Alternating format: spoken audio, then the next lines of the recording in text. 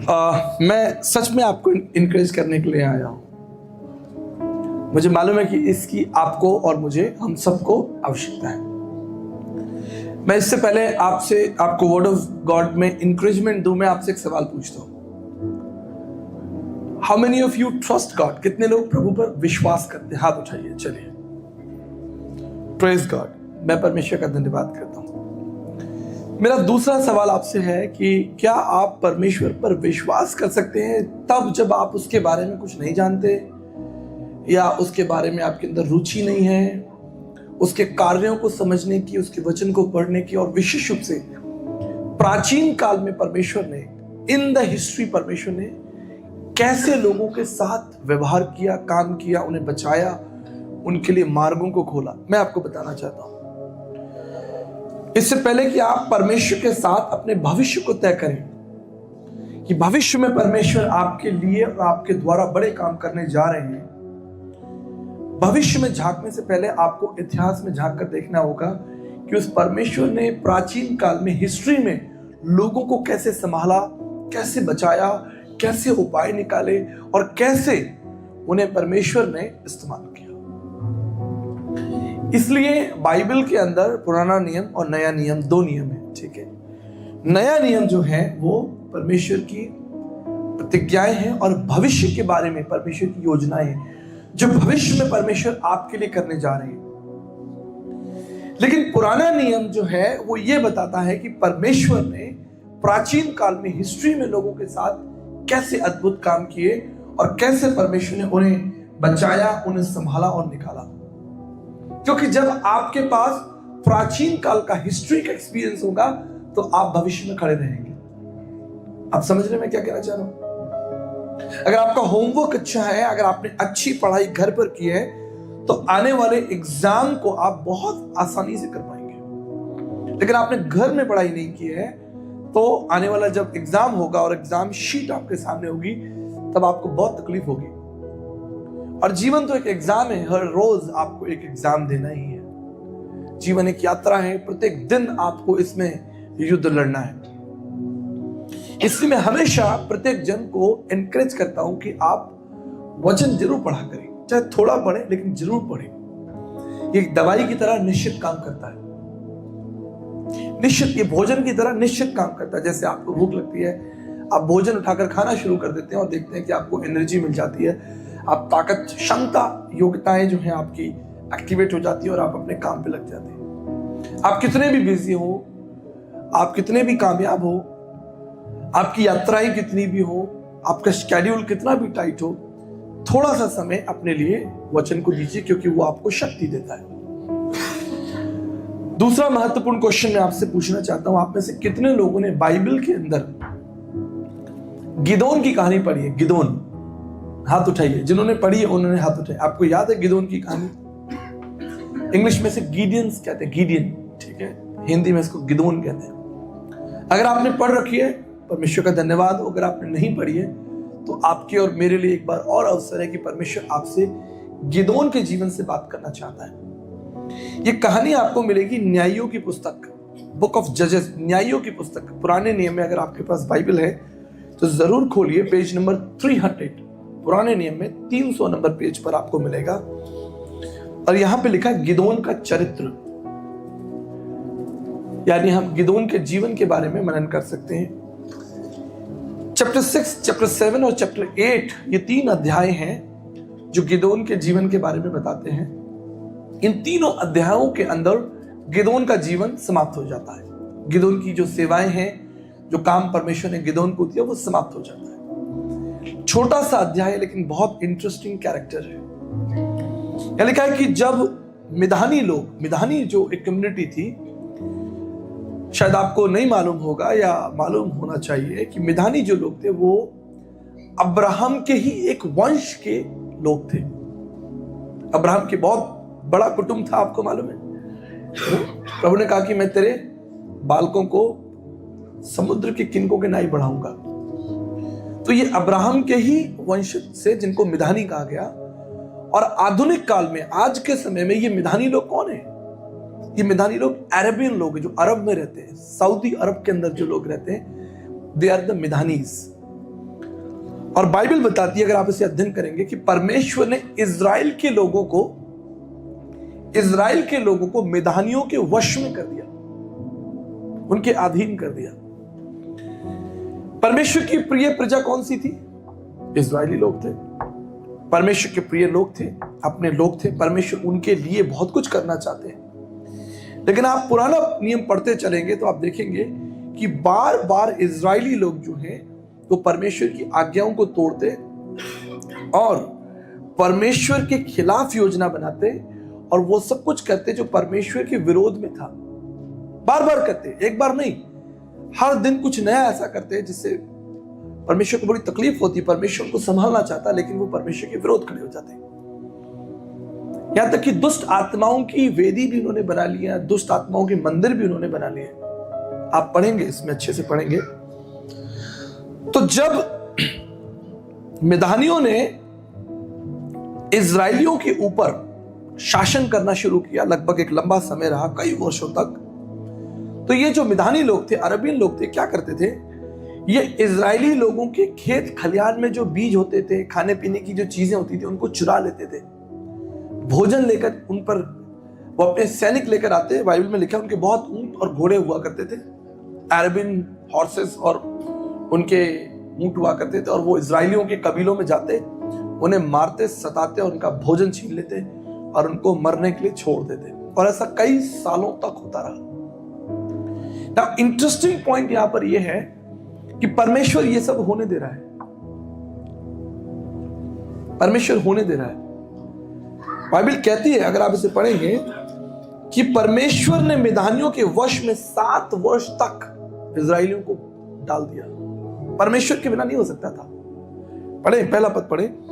तब इजरायलियों ने यहोवा की दृष्टि में बुरा किया, इसलिए परमेश्वर की दृष्टि में बुरा किया, इसलिए परमेश्वर ने मिधानियों के वर्ष में इजरायलियों को 7 साल के लिए डाल दिया। आप सोचिए, 7 साल एक लंबा पीरियड होता है। कोई आपका भोजन चुरा ले, कोई आपका घर तोड़े, कोई आपको मारे, कोई आपको सताए। लंबा समय निकल गया, सर पकड़े हुए हैं, निराश है, क्या करें? तब परमेश्वर ने क्या किया? उन लोगों में से जो इजराइल के लोग थे, उनमें से एक व्यक्ति को चुना उनके छुटकारे के लिए, और उसका नाम था गिदोन। और गिदोन का अगर आप इतिहास पढ़ेंगे तो वही बहुत डरपोक व्यक्ति है। 7 साल जो व्यक्ति, कैसे आप सरकार के खिलाफ जा सकते हो, कैसे आर्मी के खिलाफ जा सकते हो? डरा हुआ व्यक्ति है। It's very weak actually. और इसने अपने बारे में 2 और बातें कही हैं। अपने बारे में कहता है कि मैं जो हूं कंगाल हूं। 15 वचन में लिखा है, 6 अध्याय के 15 वचन में लिखा है, उसने कहा मैं तो कंगाल हूं। और अपने बारे में एक और बात बोली कि मैं सबसे छोटा हूं। I am weak and I have no money, no power. पर ये बात क्यों बोल रहा है? वो क्यों बोल रहा है कि मैं कंगाल हूं? वो क्यों बोल रहा है कि मैं कमजोर हूं? इसलिए बोल रहा है क्योंकि परमेश्वर ने उसे बड़े काम के लिए चुन लिया। परमेश्वर का दूत, वचन 12 पढ़ेंगे, 6 का 12 पढ़ेंगे, क्या लिखा है? उसको यहोवा के दूत ने दर्शन देकर कहा, यहोवा के दूत ने दर्शन दिया, गिदोन को उसको दर्शन दिया, और क्या कहा? हे शूरवीर सूरमा, यहोवा तेरे संग है। अरे हम तो कह रहे हैं कि वो कमजोर है, डरपोक है, कंगाल है, लेकिन स्वर्ग से उसको एक नई पहचान मिलती है, एक नई आइडेंटिटी मिलती है, एक नया एनकरेजमेंट मिलता है फ्रॉम हेवन। कहता है शूरवीर सूरमा। शूरवीर जो है उसको स्वर्ग से कहा गया। आप सोचिए, कल्पना कीजिए कि एक स्वर्गदूत आपके कमरे में प्रकट हो और आपसे कहे शूरवीर सूरमा, तुझे परमेश्वर ने बड़े काम के लिए चुना है। Listen very carefully, word of encouragement है, शॉर्ट में मुझे खत्म करना होगा। कि परमेश्वर ने तुझे इजरायलियों के छुटकारे के लिए चुन लिया है। वो तो स्वर्गदूत के पैरों में गिर पड़ा, डर के मारे थर-थर बोला, भाई मैं तो कमजोर हूं, आई एम वीक, मैं कंगाल हूं, और मैं मिधानियों से नहीं लड़ सकता। मैं तो किसान हूं भाई, मैं तो खेती बाड़ी करता हूं, कहां आप मुझे लड़ने के लिए भेज रहे हो युद्ध में? बोला मैं नहीं लड़ सकता। बोला नहीं, परमेश्वर ने तुझे चुना है। घर जाकर इस पूरे अध्याय को 6, 7, 8 को आराम से पढ़िएगा। मैं आपको एक लिंक भी भेजूंगा, एक स्टोरी भेजूंगा आपको, यूट्यूब की स्टोरी आपको लिंक में, जो हमारा व्हाट्सएप ग्रुप है उसमें भेजूंगा। आराम से अपने बच्चों के साथ देखिएगा। उसने कहा कि परमेश्वर तेरे द्वारा बड़ा काम करेगा। वो डर गया, बोला भाई कैसे होगा ये? आप मुझे 1,35,000 की सेना से लड़ने के लिए मुझे भेज रहे हो अकेले? 1,35,000 की सेना है मिदानियों की, अरबियंस लोगों की, मैं नहीं लड़ सकता। बोला परमेश्वर ने तुझे चुन लिया है, तुझ पर अनुग्रह हुआ है। तब उसने परमेश्वर से एक चिन्ह मांगा कि प्रभु अगर आपने मुझे चुना है तो मुझे एक साइन दो, एक ऐसी चीज बताओ जिससे मैं विश्वास कर लूं कि आपने मुझे चुन लिया है। तो आप पढ़ेंगे वहां पर कि वहां पर एक वेदी बनाई गई और वहां पर उसने रोटी और भोजन जो है वो रखा और स्वर्ग से उसके ऊपर आग गिर गई। उसको प्रभु ने ग्रहण कर लिया। प्रभु हमारा परमेश्वर जो है वो आग में विराजमान, बाइबल बताती है आग जो है परमेश्वर की उपस्थिति को दर्शाता है। आग जो है भोजन के ऊपर, रोटी के ऊपर आई, उसने उसको भस्म कर दिया। तो गिदोन को पता चल गया कि भाई ये स्वर्ग से आग गिरी है, ये तो बहुत स्पेशल है भाई। तो वो समझ गया कि भाई प्रभु ने मुझे चुन लिया है। लेकिन अभी भी उसके मन में शंका है, किंतु परंतु है, आपकी और मेरी तरह है ना, आपकी और मेरी तरह है, परिस्थितियों से जूझ रहा है, बड़े काम के लिए परमेश्वर ने उसे भेजा है। कहता और मुझे साइन दीजिए, मैं और देखना चाहता हूं कि आप ही ने मेरे लिए ये किया है। तो उसने क्या किया, उसके पास एक ऊन का एक टुकड़ा था, एक शॉल मान लीजिए, काइंड ऑफ ऊन की शॉल थी। तो उसने घर के बाहर वहां पर वो ऊन की शॉल रख दी और प्रभु से कहा कि प्रभु अगर आप मुझे चाहते हैं कि मैं जाकर मैदानियों से लड़ूं तो आप क्या करना, ये जो ऊन है ये गीली हो जाए, इस पर ओस गिरे, बाकी सब सूखा रहे, बस यही गीला हो। घर के बाहर रख दिया। जब वो सुबह आया तो उसने देखा कि भाई, उसने उसको निचोड़ा तो उसमें ओस थी, उसने एक कटोरा उसके अंदर पानी जो है वो निकला। समझ गया, बोला अरे भाई प्रभु ने जो है मुझे अलग किया है संसार से, मैं जाऊंगा।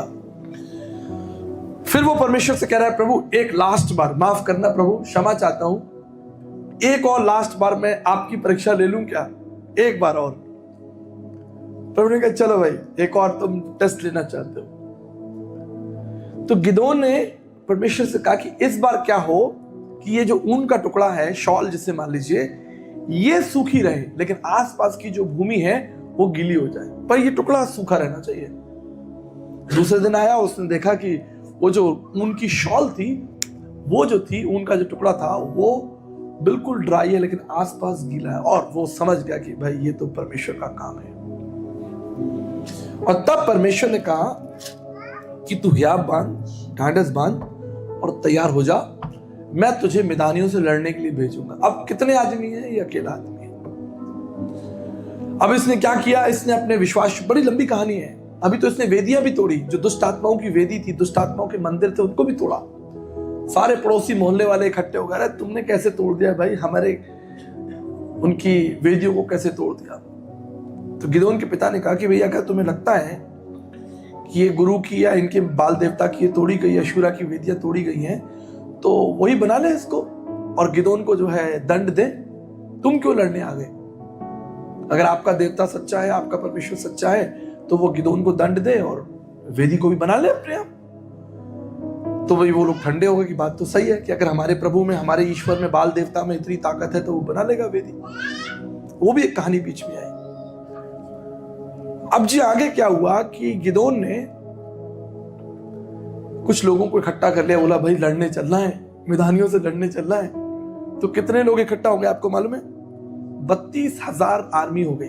32,000 लोगों की एक आर्मी बना ली उसने।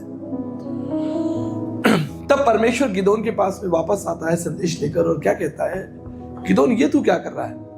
तू 32,000 लोगों को लड़ने के लिए ले जाएगा?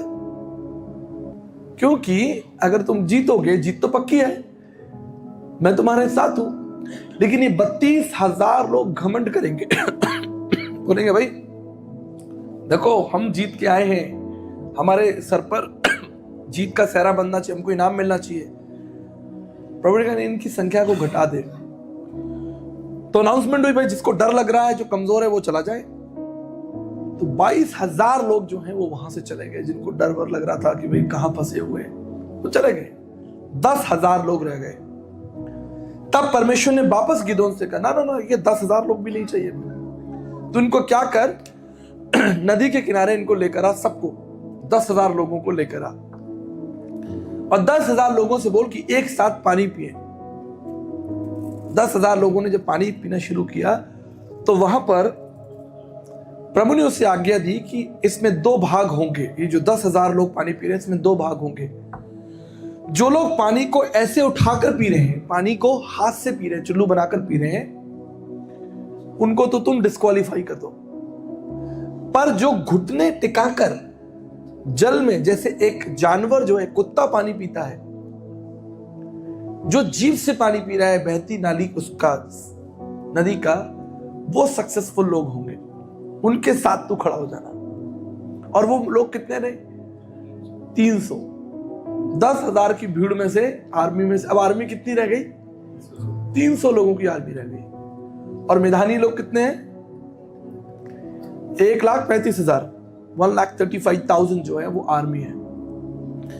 अब ये 300 लोग एक दूसरे की शक्ल देख रहे हैं, भाई हम तो 300 लोग रह गए, हम क्या लड़ने जाएंगे? But the Bible says God was with him, परमेश्वर उनके साथ था। और परमेश्वर ने इनसे कहा कि तुम क्या करना, रात के अंधेरे में जाना और वहां पर देखना कि सैनिक लोग आपस में क्या बात कर रहे हैं। क्योंकि अभी भी गिदोन को डर लग रहा है, अभी भी वो कंफ्यूज है थोड़ा बहुत कि प्रभु मैं वास्तव में लड़ने जा रहा हूं। अब तो 300 की आर्मी रह गई भाई, पहले तो कम से कम 22-35,000 लोग थे, अब तो 300 लोग रह गए। प्रभु ने कहा जा चुपचाप से आर्मी में जा, उनके कैंप में जाके सुन क्या बात कर रहे हैं। तो वहां पर जो मैदानी लोग थे वो आपस में बात कर रहे हैं। क्या बात कर रहे हैं? कि यार हमने एक सपना देखा, जो सोल्जर्स है वो बात कर रहे हैं, हमने एक सपना देखा कि एक जो है, क्या हुआ, एक बड़ी रोटी जो है वो हमारे इस कैंप में आई है और सब नाश हो गया, सारे ये कैंप वैम्प हमारे। तो दूसरा उत्तर दे रहा है, वो रोटी कोई साधारण रोटी नहीं है, वो परमेश्वर का चुना हुआ पात्र गिदोन है वो। अब गिदोन ये सुन रहा है कि लोग मेरे बारे में बात कर रहे हैं, उनको मालूम है, आर्मी के लोग आपस में बात कर रहे हैं। तब गिदोन वापस जाता है और हियाब बांधता, अपनी कमर कसता है, कहता है परमेश्वर मेरे साथ है। और 300 लोगों की आर्मी लेकर जाता है वो कैंप में लड़ने के लिए। और उनके पास कोई हथियार नहीं, उनके पास केवल 3 चीजें हैं। उनके पास मशाल है, उनके पास घड़ा है, और तीसरी चीज किसी को याद है? तुरी है जो फूकी जाएगी। बस 3 चीज है, कुछ नहीं है। और वो कैंप में आए, आर्मी, रात का समय था, और गिदोन ने बस इतना कहा कि जो मैं करता हूं वो तुम करना। गिदोन ने क्या किया, सबसे पहले अपना घड़ा जो है वो जमीन पर मारा। 300 लोगों ने अपने घड़े मारे, जो आवाज हुई धर धर धर धर, मैदानी लोग डर गए। उन्होंने कहा कि भैया हमको घेर लिया गया, हम मरे। बोले चीख पुकार मच गई लोग कि भैया आ गए परमेश्वर के लोग, परमेश्वर की आर्मी आ गई, बहुत बड़ी आर्मी है भाई। वो कंफ्यूज हो गए अंधेरे में, रात में आवाज सुनी उन्होंने घड़े की फूटने की। इधर से नरसिंगा फूंक दिया गया, आवाज जो हुई युद्ध की, युद्ध। सब लोग निकल कर भागे वहां से, कैंप से, आपस में लड़ने लगे। बाइबल कहती है आपस में लड़ने लगे। और इस तरह से गिदोन जो है केवल 300 लोगों के साथ विदानियों से, अरेबियन लोगों से जीत गई। सच्ची कहानी है, सच्ची कहानी। इतिहास उठाकर देखिए, इतिहास में कोई ये नहीं है कि बस मैं आपको कोई कहानी फेरी टेल सुना रहा हूं। ऐतिहासिक कहानी है कि परमेश्वर ने, इसलिए जब आप बाइबल पढ़ेंगे तो बाइबल के जगहों पर जो जगहों के नाम लिखे हैं, लोगों के नाम लिखे हैं, किस ईस्वी में उन्होंने काम किया, कौन कौन से राजा थे, इट्स ऑल अबाउट हिस्ट्री। और इस तरह से हम देखते हैं कि केवल 300 पुरुषों के द्वारा जो है वो अद्भुत रीति से परमेश्वर ने गिदोन को विजय किया। Now what is the conclusion of this story? आज आप अपने जीवन को गिदोन से कंपेयर कीजिए। आप कोई खास लोग नहीं, हम कोई खास लोग नहीं है, हम साधारण लोग हैं। We do not have any power, money, ठीक है, पैसे तो वैसे भी नहीं है हमारे पास में, ठीक है। वो कहता है मैं तो गरीब हूं, छोटा मोटा काम करता हूं, खेती किसानी करता हूं, डेली का कमाता हूं। पर परमेश्वर उसे एक नई पहचान देता है। परमेश्वर कहता है शूरवीर योद्धा। जब स्वर्गदूत ने उसे कहा शूरवीर योद्धा, वो अपनी मर्जी से नहीं कहा, परमेश्वर ने उसे कहा होगा कि जाकर बोलना, क्योंकि स्वर्गदूत भी अपनी इच्छा से कुछ नहीं कर सकते। मेरे प्रियो, मैं आपको इंकरेज करना चाहता हूं, ध्यान से सुनिए मेरी बात। आप बहुत अपने आप को कमजोर सोचते हो, अकेले सोचते हो, आप सोचते हो आपके पास पैसे नहीं है, आपके पास सुविधाएं नहीं है, साधन नहीं। कोई बात नहीं, do not worry about these things. प्राचीन काल में इतिहास में झांक कर देखिए कि परमेश्वर ने कैसे अद्भुत रूप से अद्भुत लोगों को उठाया, कमजोरों को, छोटों को, बच्चों को, डरपोकों को परमेश्वर ने अपनी महिमा के लिए उठाया और इस्तेमाल किया, जिनका नाम इस पवित्र शास्त्र बाइबल में लिखा है। अगर आप भविष्य में परमेश्वर के साथ बड़े कामों को देखना चाहते हैं कि परमेश्वर आपके लिए और आपके द्वारा बड़े काम करे, मैं आपको इंकरेज करता हूं, आप इतिहास पढ़ना शुरू कीजिए, पुराने नियम की कहानियों को, सिद्धांतों को पढ़ना शुरू कीजिए कि परमेश्वर ने कैसे काम किया। तो वेरी इंटरेस्टिंग स्टोरी, बाइबल के अंदर हजारों ऐसे कैरेक्टर हैं जिनके द्वारा परमेश्वर ने अद्भुत काम किए और आज भी पवित्र आत्मा के काम हो रहे हैं। अगर आप अपने आप को प्रभु के हाथों में दें और कन्फेस करें कि प्रभु, मैं कोई योग्य नहीं हूं, मैं कोई ताकतवर व्यक्ति नहीं हूं, लेकिन अगर आपने मुझे कहा है तो मैं जरूर पूरा करूंगा। So be encourage, do something for the lord. कम से कम आप इतिहास पढ़ना ही शुरू कर दीजिए, बाइबल पढ़ना शुरू कर दीजिए। परमेश्वर आपके द्वारा बड़े काम करेंगे। होगा क्या, जब जीवन में निराशा आएगी, घिर जाएंगे चारों तरफ से, तब आप परमेश्वर को पुकारेंगे। कल मेरी एक जूम मीटिंग चल रही थी, वहां एक बच्चा था 17 साल का, उसने एक बात बोली, God is not God of ATM। वो मेरे वचन प्रचार करने से पहले गवाही दे रहा था, कहता परमेश्वर ATM कार्ड नहीं है कि जब जरूरत है उसमें से कुछ निकाल लो, जब जरूरत है तो उसे खटखटा लो, जब जरूरत है तो उसको बैंक में ATM मशीन में डाल लो या जीपे कर लो। ही इज ए फादर, वो पिता है, हमारा परमेश्वर है, जिसके साथ आपका संबंध बहुत मजबूत होना चाहिए। आज हमारा संबंध परमेश्वर के साथ मजबूत क्यों नहीं है? एक ही कारण है, सिर्फ एक ही कारण है कि हमने इतिहास पढ़कर नहीं देखा कि परमेश्वर ने इतिहास में लोगों को कैसे इस्तेमाल। Can you imagine, just imagine for a moment, 300 लोगों को लेकर मिदानियों से लड़ने के लिए गिदोन चला गया और जीत गया, जयवंत हो गया। आगे चलकर ये मिदानी लोग और तमाम जो इजरायली लोग थे वो कहने लगे कि भाई हमने तुझे अपना राजा मान लिया, तू हमारा राजा है। कहता नहीं, यहोवा ही तुम पर शासन करे, परमेश्वर ही तुम पर शासन करे, मैं एक राजा नहीं हूं। उसने अपने आप को नम्र और दीन किया और परमेश्वर ने उसको बढ़ाया। छोटा सा चैप्टर है लेकिन अद्भुत है। मैं आपको इनकरेज करूंगा कि आप जरूर परमेश्वर का वचन पढ़ते रहिए ताकि जीवन की हर परेशानी में, हर युद्ध में परमेश्वर आपके साथ हो और आप जान पाए कि परमेश्वर कैसे काम करता है। कई लोग मेरे पास में आते हैं, कहते हैं परमेश्वर कैसे काम करता है। मैं कैसे बताऊं आपको कि परमेश्वर काम कैसे करता है? मेरे पास कोई मशीन नहीं है, कोई डिवाइस नहीं है जो मैं फिट कर दूं और आपका काम होने लगे। आपका विश्वास परमेश्वर के साथ, आपकी अपनी आइडेंटिटी परमेश्वर के साथ जरूरी है। तब परमेश्वर आपके लिए बड़े बड़े कामों को निकाल देगा, रास्तों को निकाल देगा, बड़े बड़े उपाय करेगा। मेरे लिए करता है, आज भी वो परमेश्वर मेरे लिए बड़े बड़े उपाय निकालता है। क्यों? क्योंकि मैं इस वचन के साथ बैठकर परमेश्वर की इच्छा को जानने की कोशिश करता हूँ। कई चुनौतियां आती हैं, कई निराशाएं आती हैं, लेकिन वचन जो हमको वापस खड़ा करता है। गिदोन कितनी बार डरा, कितनी बार संकोच किया, कितनी बार उसके मन में शंकाएं आई, लेकिन परमेश्वर बार बार उसको अपलिफ्ट करता रहा। आप कल्पना कीजिए, अगर गिदोन परमेश्वर की आज्ञा को नहीं मानता तो वो गुलामी करता ही रहता। 7 साल तो कर ली थी, अगले 7 साल और करता रहता, लेकिन उसने परमेश्वर की आज्ञा को माना और परमेश्वर ने उसको शूरवीर कहा। May the Lord bless you, guide you। मैं जरूर आपको वो स्टोरी जो है वो भेजूंगा आप अपने बच्चों के साथ।